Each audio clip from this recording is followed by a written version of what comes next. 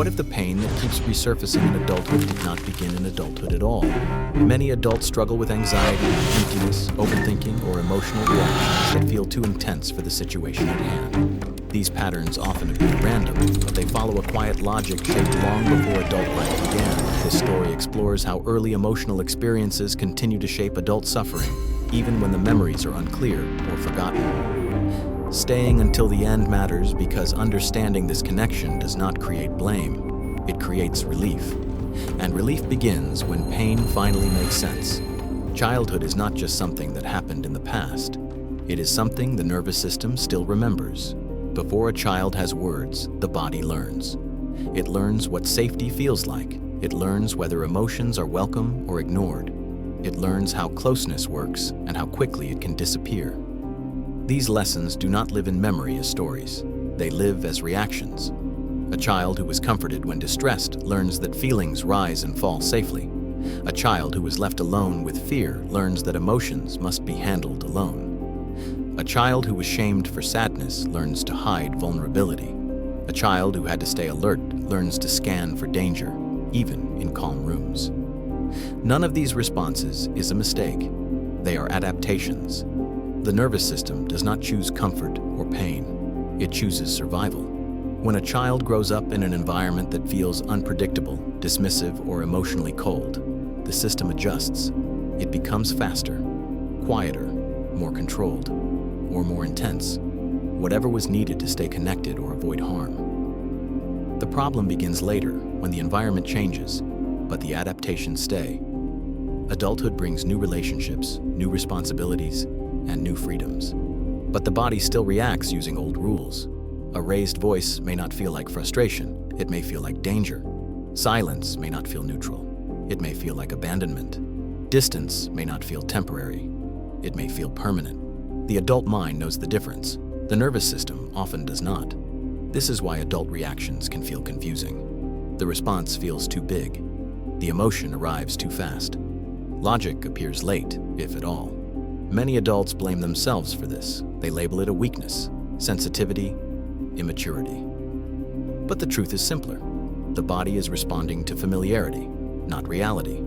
Early emotional experiences are stored as patterns. When a current situation resembles an early environment, the nervous system reacts as if the past is happening again. This is why the same struggles repeat.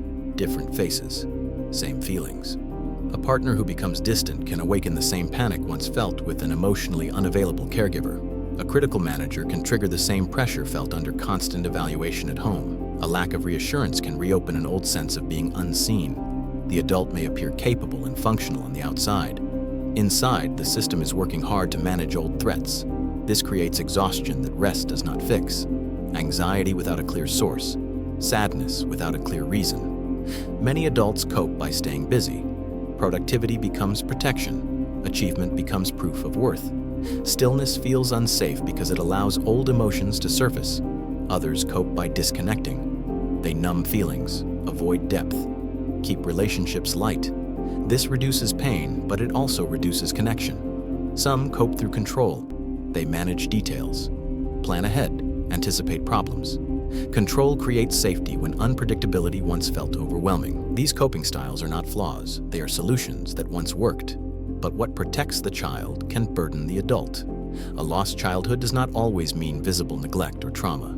It often means emotional absence, being fed and clothed, but not emotionally met, being corrected instead of comforted, being praised for performance, not presence.